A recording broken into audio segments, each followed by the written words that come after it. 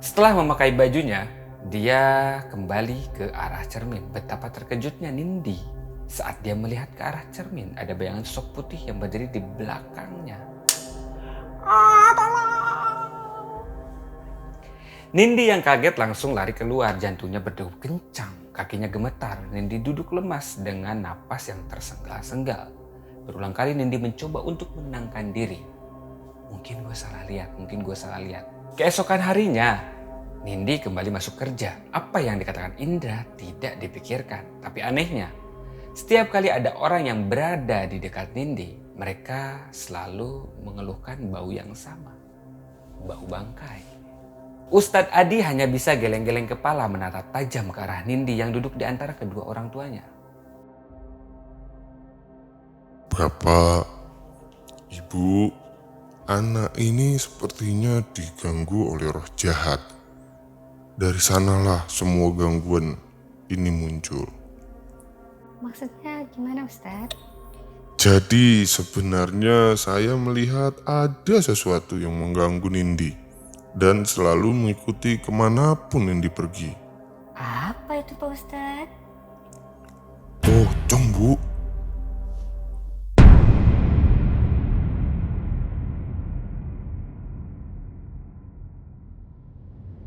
Assalamualaikum warahmatullahi wabarakatuh. Ketemu lagi bersama gua Arangga Arya di Bunga Katil Channel segmen Fidel.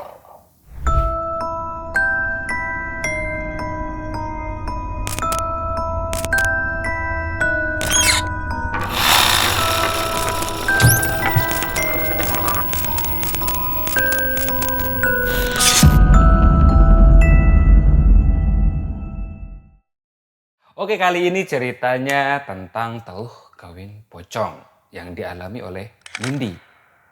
Apa maksudnya ini? Tapi sebelum itu jangan lupa untuk share, like, dan komen. Jangan lupa juga follow IG dan juga TikTok Bunga Kantil Channel.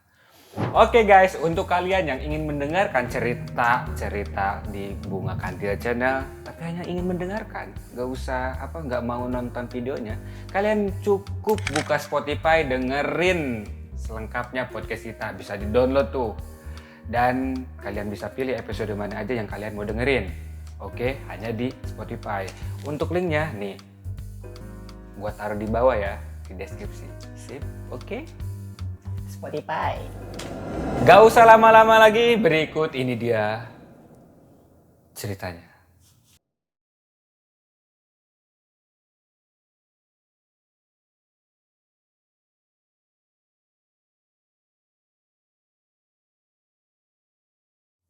Nindi seorang gadis belia yang memiliki paras cantik dengan tubuh yang ideal. Kulitnya juga putih bersih dengan rambut yang panjang dan juga indah.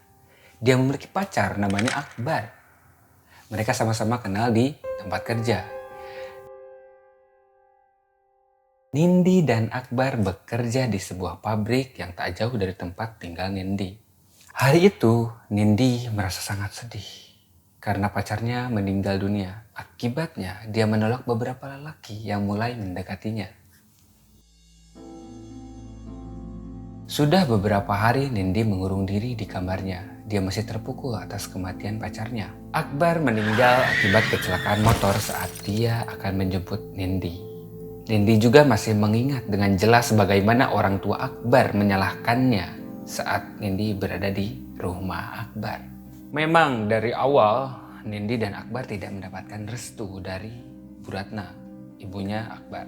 Ya tapi kalau udah takdir ya masa nyalahin gue sih, pikir Nindi.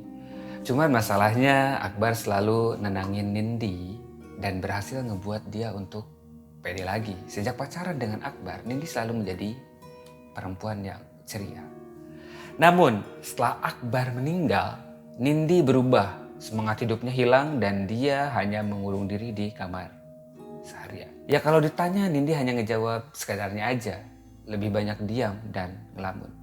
Jujur ternyata Nindi ini masih tidak bisa menerima kepergian pacarnya ini. Istilah katanya ditinggalin pas sayang-sayangnya. Nindi hanya bisa menangisi kepergian Akbar yang semakin lama membuat Nindi semakin sakit. Dia juga nggak nafsu makan. Dan ya seperti kebanyakan orang yang lagi patah hati. Sampai-sampai Nindi gak bisa mendeskripsikan bagaimana perasaannya antara sedih, takut, seakan-akan tidak bisa menerima takdir. Nindi terus saja bersedih. Bagi Nindi, Akbar benar-benar idaman. Saat lagi di fase yang semangat-semangatnya, Nindi malah dijatuhkan sama kenyataan. Hal itu tentu membuat Nindi sangat terpukul. Untungnya, Nindi punya satu sahabat baik yang bernama Rima. Sahabatnya Rima selalu menasehati Nindi, namun Nindi sepertinya tak memiliki minat. Tapi Rima tidak menyerah gitu aja. Rima selalu setia menemani Nindi. Ngelewatin hari-hari yang begitu berat, hampir setiap hari Rima datang ke rumah Nindi. Nindi yang awalnya terpukul makin lama makin terhibur berkat kedatangan Rima. Perlahan Nindi pun mulai bangkit, mentalnya mulai stabil dan semangat hidup Nindi perlahan timbul kembali. Seiring berjalannya waktu, akhirnya Nindi bisa keluar dari traumanya dan kembali menjalani hidupnya dengan normal. Alhamdulillah, kata orang tuanya. Orang tua yang melihat perubahan Nindi merasa sangat senang karena anaknya itu bisa kembali ceria lagi. Nindi juga mulai rajin masuk kerja karena udah lama absen kan. Dia ingin menyibukkan diri, ya harapannya sih agar bisa ngelupain kejadian tragis yang menimpa pacarnya. Ayo semangat Nindi, semangat, semangat, semangat. Lo pasti bisa. Nindi menyemangati dirinya sendiri. Saat kembali kerja, Nindi mendapat sambutan yang baik sama teman-temannya termasuk Rima, orang yang membantu Nindi selama ini. Rima sangat senang akhirnya Nindi bisa kembali ceria lagi. Tak hanya teman perempuan, teman laki-laki Nindi pun juga banyak yang senang. Bahkan tak segan beberapa diri dari mereka terang-terangan mendekati Nindi. Hai cewek. Tapi digodain gitu pun Nindi masih cuek aja karena masih belum bisa move on. Nindi gak merespon atau menanggapi orang-orang yang caper kepadanya. Hingga pada akhirnya sebagian dari mereka milih buat mundur. Cantik-cantik. Susah juga ya dapet ini. Namun sebagian lagi ada yang kekeh buat dapetin cinta dari Nindi yang kadang malah membuat Nindi jengkel. Salah satunya adalah Nanung. Lelaki yang terus mengejar-ngejar Nindi ini padahal udah ditolak berkali-kali. Makjab juga kalau langsung digituin. Nindi sebenarnya tidak ingin kasar, tapi karena dia risih ya begitulah sifat judesnya keluar. Nanung yang dengar perkataan jutek Nindi langsung pergi gitu aja. Ya sepertinya dia ngambek. Tapi tetap Nindi bodo amat karena perasaannya masih tersimpan untuk Akbar.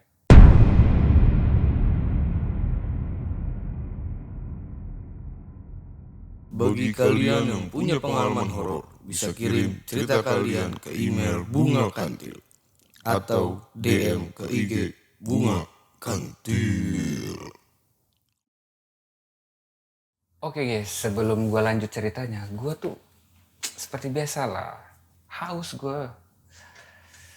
Minum dulu gue ya. Ini seger banget nih air. Apalagi kalau ada mereknya. Jadi buat kalian yang mau sponsorin kita nih. Oke, bisa DM aja langsung ke IG-nya Bunga Kantil. Follow juga TikTok-nya. Kita ada TikTok loh Bunga Kantil. Oke, langsung aja ya. Hari itu sepulang kerja, Nindi berdiri di samping jalan. Dia gelisah seperti sedang menunggu seseorang.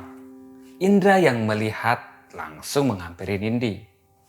Indra ini juga teman sekantornya Nindi. Rupanya Nindi sedang menunggu di bapaknya yang ternyata nggak bisa jemput. Meski ragu, Nindi akhirnya menyetujui tawaran dari Indra untuk pulang bareng. Keduanya makin hari makin dekat, bahkan Nindi jadi sering pulang bareng sama Indra. Tapi saat ditanya sama teman-temannya, Nindi selalu bilang kalau dia dan Indra hanya temenan. Memang bagi Indra beda dengan yang lain. Dia terkesan acuh.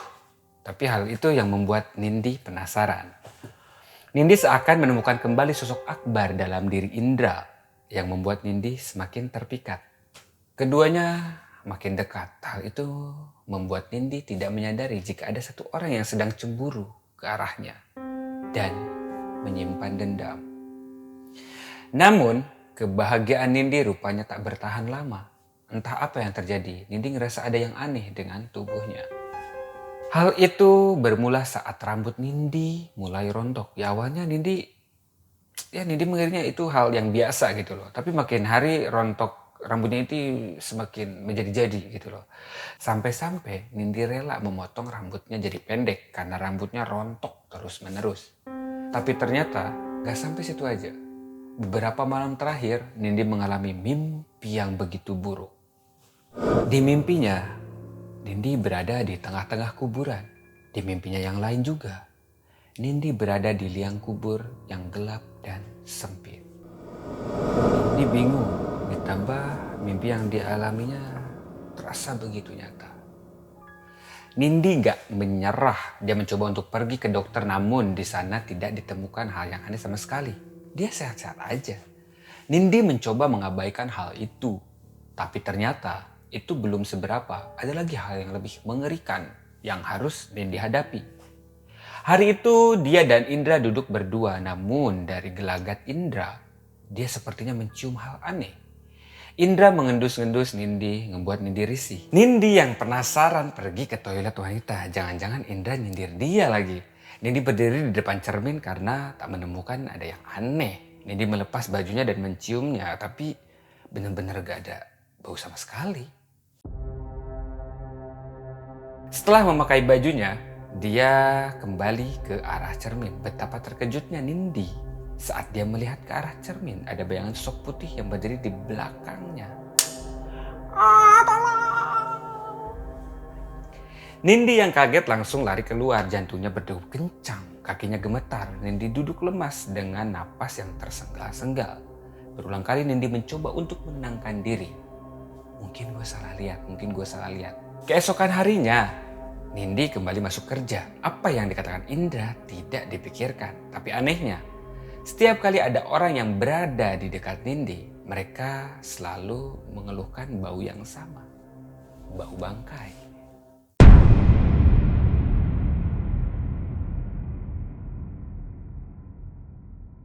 Oke guys, untuk kalian yang ingin mendengarkan cerita di Bunga Kantil Channel, tapi hanya ingin mendengarkan, nggak mau nonton videonya, kalian cukup buka Spotify, dengerin selengkapnya podcast kita, bisa di-download tuh. Dan kalian bisa pilih episode mana aja yang kalian mau dengerin. Oke, hanya di Spotify.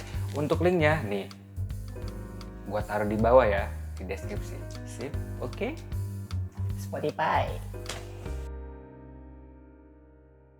Nindi heran entah apa yang terjadi dengannya. Nindi sudah memakai parfum yang cukup banyak, tapi hasilnya nihil. Orang-orang sekitarnya masih mencium bau bangkai dari badannya. Bahkan makin hari keadaan Nindi bertambah buruk. Perlahan semua orang mulai menjauh, bahkan Indra, orang yang dekat dengan Nindi, juga menghindar. Mungkin karena gak tahan dengan bau itu. Situasi makin buruk, orang-orang banyak yang berspekulasi hingga membuat Nindi semakin stres. Ini kenapa lagi coba? Makin hari keadaan fisik Nindi juga semakin parah. Kulit tubuhnya perlahan menjadi kering dan kasar, bahkan beberapa bagian ada yang mengelupas. Semua produk kecantikan udah Nindi coba, namun gak ada hasil sama sekali. Mimpi-mimpi buruk yang Nindi alami tiap malam juga menghantui Nindi, sampai-sampai dia jadi kurang tidur. Semua kejadian aneh yang Nindi alami membuat mental dan kepercayaan diri Nindi kembali luntur. Nindi menarik diri dari pergaulan dan jarang masuk kerja sampai akhirnya dikeluarkan. Hari-harinya kembali diisi dengan merenung dan menangis. Saat Ustadz Adi melihat keadaan Nindi, kondisi Nindi ini benar-benar sangat memprihatinkan. Kulitnya kusam menghitam, rambutnya menipis dan tercium bebangkai yang sangat menyengat. Astagfirullah. Ustadz Adi hanya bisa geleng-geleng kepala menatap tajam ke arah Nindi yang duduk di antara kedua orang tuanya. Bapak, Ibu, anak ini sepertinya diganggu oleh roh jahat. Dari sanalah semua gangguan ini muncul. Maksudnya gimana Ustadz? Jadi sebenarnya saya melihat ada sesuatu yang mengganggu Nindi. dan selalu mengikuti kemanapun Nindi pergi. Apa itu Pak Ustadz? Pocong, Bu. Jadi selama ini sosok itulah yang mengganggu Nindi dan menyebarkan bau bangkai. Nindi dan kedua orang tuanya pun shock berat. Mereka semua langsung lemas. Nindi tentu ketakutan ditambah saat Ustadz Adi bilang kalau sosok pocong itu berdiri di belakang Nindi. Nindi dan ibunya pindah duduk di samping Pak Ustadz. Keduanya sangat ketakutan. Bapak Nindi nyoba untuk menenangkan anaknya. Mereka semua penasaran kenapa sosok itu bisa mengikuti Nindi. Akhirnya hari itu juga Ustadz Adi meruqyah Nindi agar semuanya bisa cepat teratasi. Setelah semuanya siap, proses ruqyah langsung dimulai. Awalnya Nindi terlihat biasa saja saat dengar suara ayat-ayat Al-Quran. Tapi perlahan sikap dan raut wajahnya berubah. Duduknya mulai tak nyaman, wajahnya terlihat gelisah. Tiba-tiba saja gadis itu melotot ke arah Ustadz Adi. Nindi menggeram dengan suara yang sangat keras dan berbeda-beda. Nindi tergeletak di lantai dengan gerakan yang liar, tak terkendali. Pergi kamu, jangan ganggu. Kembali kamu, kembali ke asalmu. Kembali pada siapapun yang mengirimmu. Ustadz Adi menunjuk Nindi dengan tongkat kecil yang sudah dipersiapkan. Nindi berdiri dan melompat-lompat layaknya seperti pocong. Dia menggeram kesakitan ketika Ustadz Adi menunjuk beberapa bagian tubuhnya dengan tongkat itu. Badannya kejang-kejang dan matanya mendelik putih. Nindi meraung dengan suara yang parau. Kuburan. Ustadz Adi memukul tongkat kecilnya ke arah punggung Nindi. Gadis itu langsung muntah dan lemas. Setelah itu, Nindi dikasih air minum, air putih yang sudah dibacakan doa. Mereka senang setidaknya Nindi sudah baik-baik aja setelah Nindi dibiarkan untuk beristirahat ditemani ibunya. Sementara itu Ustadz Adi dan ayahnya Nindi masih ngobrol. Insya Allah, selanjutnya Nindi akan baik-baik saja, Pak. Tapi tugas kita ya belum selesai. Belum selesai gimana maksudnya Pak Ustadz? Nindi terkena teluh atau guna-guna kiriman dari seseorang. Sebuah teluh jahat yang menikahkan dirinya dengan sesosok mayat. Akibatnya dia akan selalu didampingi oleh roh dari mayat yang sudah dinikahkan dengan dirinya. Ini sangat bahaya, Pak, karena bisa merusak fisik, mental, bahkan bisa berakibat kematian. Ya Allah, lalu kita harus bagaimana Pak? Tolong bantu putri saya. Ustadz Adi menjelaskan untuk mencegah hal yang tidak diinginkan. Mereka harus menemukan tempat medianya. Dan tadi Ustadz Adi sudah mendapatkan petunjuk saat Nindi diruqyah kalau media itu berada di kuburan. Keesokan harinya Ustadz Adi menelusuri setiap pemakaman yang ada di daerah desa itu. Namun setelah 3 hari usahanya belum membuahkan hasil. Ustadz Adi sama sekali belum mendapatkan petunjuk lain. Namun yang namanya usaha pasti nggak akan mengkhianati hasil. Setelah menelusuri kuburan terpencil, di sana Ustadz Adi menemukan suatu hal yang aneh. Ada gundukan di samping sebuah makam tua yang tak terawat. Bahkan sudah ditumbuhi rumput liar. Dengan perlahan Ustadz Adi menggali gundukan itu. Setelah digali, beliau menemukan sebuah benda yang bahkan membuatnya merinding. Sebuah bungkusan kain kafan, bentuknya seperti pocong, berukuran kecil, yang panjangnya seukuran lengan orang dewasa. Diambillah bungkusan tersebut lalu dibuka sembari terus membaca doa. Betapa terkejutnya Ustadz Adi saat di dalamnya ada sebuah boneka menyerupai manusia yang dibuat dari kain. Boneka itu memakai gaun putih seperti gaun pengantin. Dan begitu gaun itu dilepaskan, nampak ada potongan kain kecil, beberapa helai rambut, dan sebuah pas foto berukuran kecil yang diikat dengan tali melilit ke bagian tubuh boneka itu. Ustadz Adi makin terperanjat saat tahu kalau foto kecil yang ada di sana adalah foto Nindi. Semua benda-benda itu langsung dibakar oleh Ustadz Adi dengan harapan Nindi bisa kembali normal. Nindi dan keluarganya sangat berterima kasih kepada Ustadz Adi yang sudah membantunya. Tapi mereka masih penasaran siapa sebenarnya yang tega melakukan hal itu kepada Nindi. Beberapa minggu kemudian ada yang mengetuk pintu rumah Nindi. Begitu dibuka ternyata itu Rima. Rima berlutut pada Nindi sembari meminta maaf. Tentu Nindi bingung dong. Nindi dan keluarganya tentu nggak menyangka kalau dalang dibalik semua ini adalah Rima, teman sekaligus sahabat dekat Nindi. Beberapa minggu setelahnya terdengar kabar kalau Rima sakit keras, tubuhnya yang dulu gemuk sekarang kurus kering. Sedangkan Nindi berangsur pulih dan kondisi fisiknya membaik, sama seperti semula. Tapi kejadian itu menyisakan trauma sampai Nindi belum berani memulai berhubungan dengan pria lainnya.